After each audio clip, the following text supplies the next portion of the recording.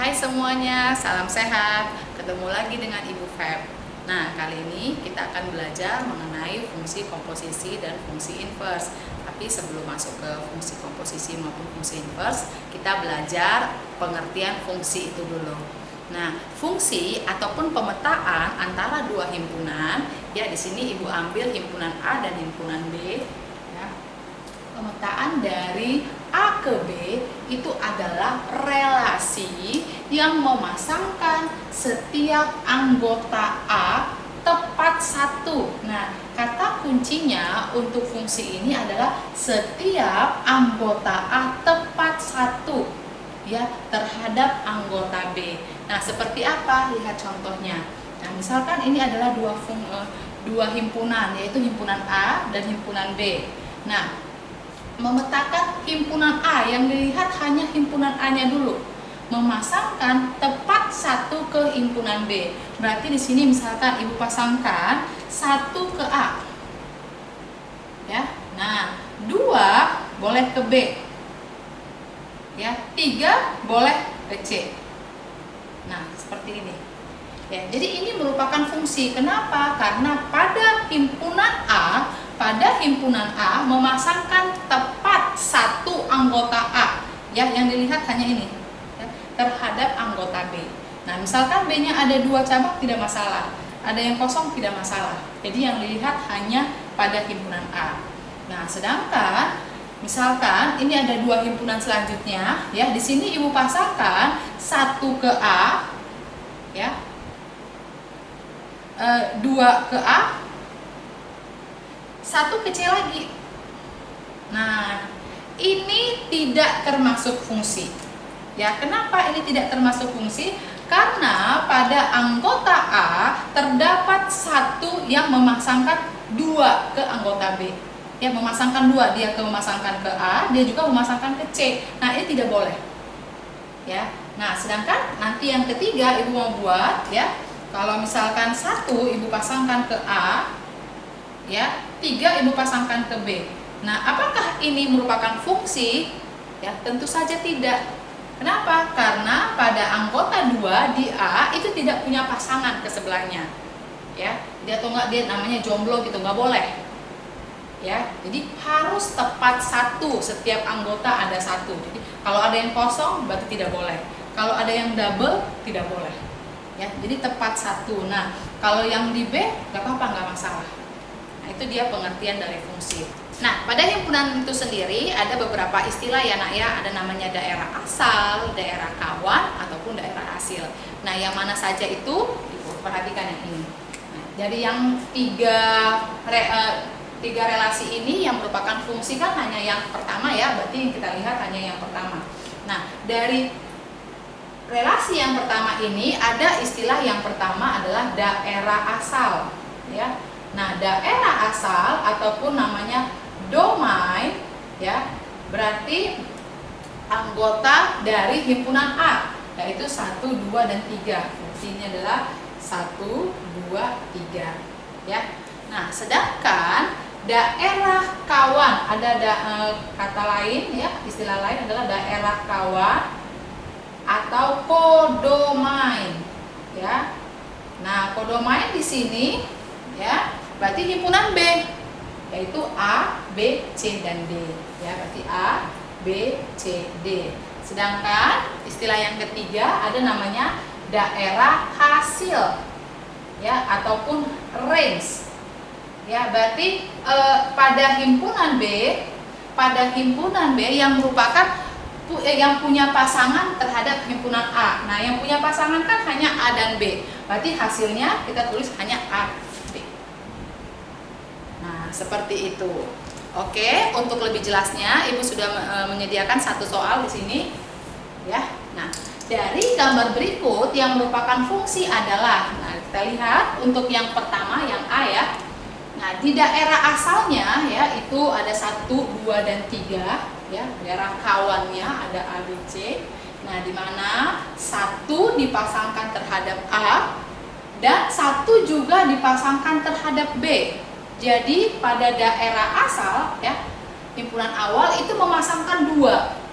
Nah, berarti ini bukan merupakan fungsi, ya, berarti ini salah, nggak boleh, karena dia memasangkan 2 pada himpunan awal atau daerah asal. Nah, sedangkan yang di B, ya, yang di B kita lihat 1 memetakan ke A, oke, 2 memetakan ke C, oke. Nah, tetapi 3, ya, tidak mempunyai pasangan di daerah kawan, ya, tidak punya pasangan, berarti ini nggak boleh. Jadi kita selalu lihat daerah asal, ya. Nah, ini tidak boleh. Kemudian yang C, ya, 1 tidak punya pasangan, tapi 2 memasangkan ke 3 daerah kawan. Nah, ini juga tidak boleh, ya kan? Nah, karena apa? Karena yang 1 dia memiliki 3 cabang, sedangkan 2 temannya kosong. Nah, ini nggak boleh. Oke, kita lihat yang D. Yang D, 1 dipasangkan ke C, 2 dipasangkan ke B, 3 dipasangkan ke A. Nah, setiap anggota daerah asal, ya, ternyata memiliki pasangan dan tepat 1, tidak ada yang bercabang dan tidak ada yang kosong atau jomblo, maka ini merupakan fungsi, ya. Kemudian yang terakhir yang E, ya, 1 ke A oke, 2 ke A oke, 3 ke B. Nah, ini juga merupakan fungsi, ya. Kita lihat tadi A-nya, ya, semuanya mempunyai pasangan tepat 1. Jadi kalau daerah kawan yang bercabang maupun yang kosong itu tidak masalah. Nah, berarti ini juga merupakan fungsi. Oke, nah selanjutnya kita akan belajar operasi aljabar. Oke, sekarang kita lanjut untuk operasi fungsi aljabar. Nah, bentuk-bentuk operasi yaitu adalah penjumlahan, pengurangan, perkalian maupun pembagian. Ya kan? Jadi kita bahas satu persatu.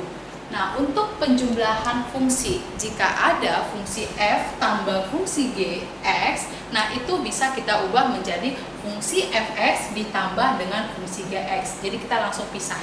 Ya, berarti di sini misalkan nih diketahui ada fungsi fx sama dengan x kuadrat tambah 5 dan fungsi gx sama dengan 3x min 2. Kalau diminta f tambah gx, berarti ini adalah fungsi fx ditambah dengan fungsi gx.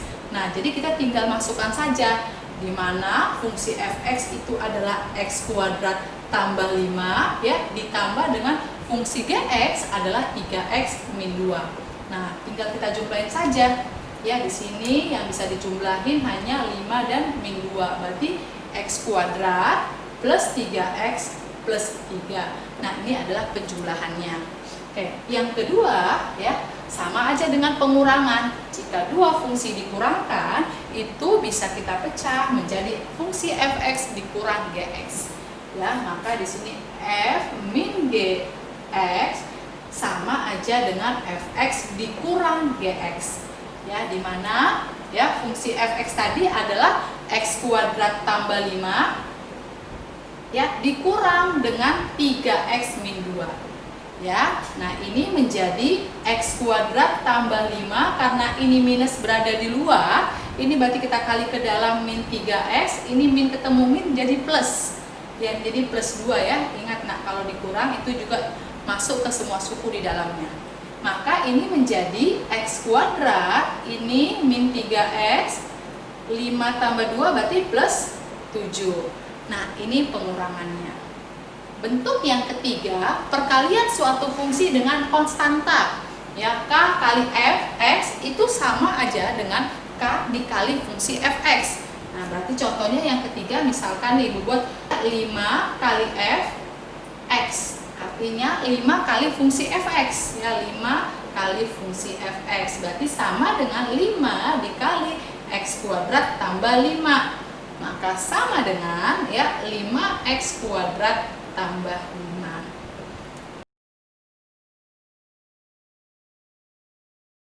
Oke, nah untuk selanjutnya, ya, contoh-contohnya ini Ibu hapus dulu.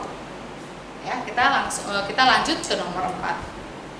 Oke, untuk yang keempat adalah perkalian antar 2 fungsi.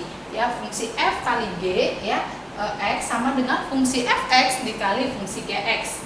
Ya, berarti di sini nomor 4, ya, f kali gx, ya, berarti fungsi fx dikali dengan fungsi gx. Berarti perkaliannya X kuadrat tambah 5 dikali dengan 3X min 2. Nah, bentuk perkaliannya bisa kita buat dengan sifat distributif ya, atau kali pelangi ya, gitu. Ini menjadi X kuadrat kali 3X, berarti 3X pangkat 3 ya, dikurang 2X kuadrat ya, ditambah 15X ya, ini 5 kali 2 min 10. Nah, ini bentuk perkaliannya. Kemudian pada pembagian ya, fungsi f per gx itu sama aja dengan fungsi fx dibagi fungsi gx, dimana gx-nya tidak boleh sama dengan 0 ya nak ya. Nah, yang kelima berarti f per g x sama dengan fx per gx ya. Nah, fx-nya x kuadrat tambah 5 per 3x min 2. Bisa disederhanakan? Tidak bisa. Kalau tidak bisa, biarkan saja sampai di sini.